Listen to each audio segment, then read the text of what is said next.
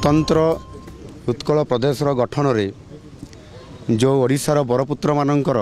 गठन करिबारे जो माने प्रमुख भूमिका नहीं एवं आज जितेबले ओडियार अस्मिता कथा भी प्रश्न आसूची एवं सरकार मध्य जिते नूतन दायित्व नहीं एवं दायित्व नेला परे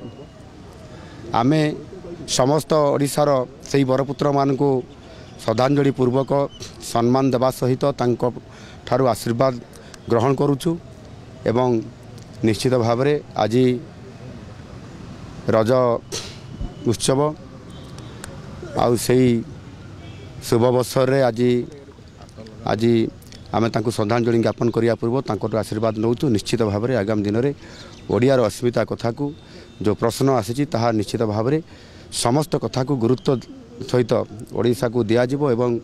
आगामी दिन में ताहार ठोस कार्यक्रम करा जिवो एवं